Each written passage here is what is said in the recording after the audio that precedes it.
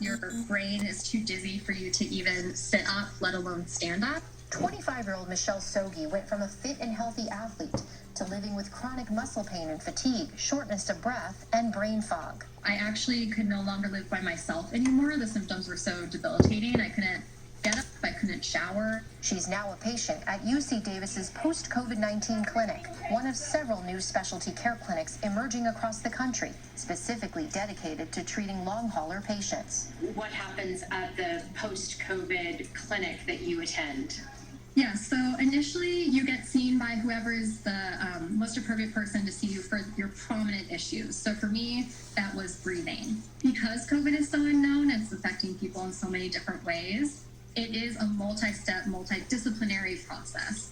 Dr. Margot Gage, an epidemiologist, professor, and mom of two, has a team of specialists working with her on her various issues. I have skin rashes. I have vision issues. I have ringing in my ears. I'm on an inhaler and have a sort of asthma, even though I'm not an asthmatic person.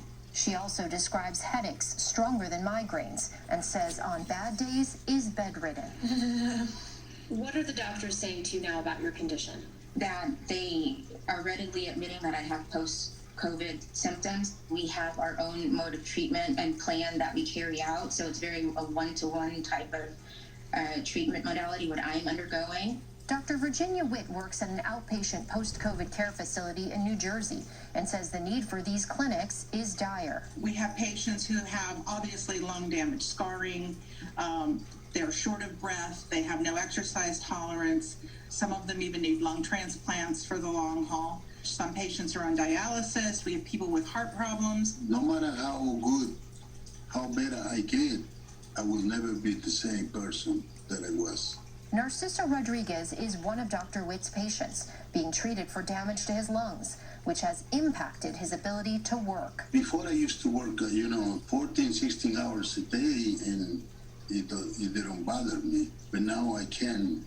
One of the biggest issues seen at these clinics is chronic fatigue and brain fog. Alexandra Hackett says her life radically changed, seemingly overnight, from breathlessness to cognitive issues. I started to recognize that I've been taking an immense amount of concentration to get through my day. It's an itch you can't scratch, mentally. Once a week, she sees a neurotherapist at McGee Rehabilitation in Philadelphia. You went from somebody who was totally healthy to someone who now has a cardiologist, a pulmonologist, is doing neuro rehab.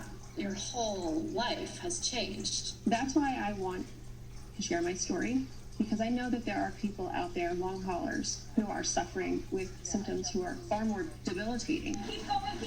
You don't want to have your future reduced to nothing because of an illness. A lot of people do survive. A lot of people do. But there are also a host of people who survive but are no longer the same. Wow, Dr. Narula joins us now. Dr. Narula, it was great to hear those case studies, but I'm interested, what are the big themes you've heard as you interview these so-called long haulers? Well, one of the big things, Tony, is the frustration of not being believed, is presenting to your doctor with all these complaints and being told it's in your head, go see a psychiatrist. Another centers around the anxiety of just not knowing, are these symptoms going to get better? When are they going to get better? How long is this going to go on?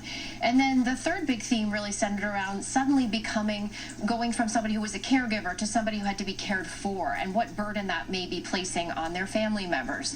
But many of them spoke about the support they're getting from these online social media type groups, and so that's been really great for them. And Dr. Narula, I would be remiss if I let you go without pointing out that you are now among the vaccinated Americans, at least one dose. Last week you got it. We have a picture of it there. How are you feeling?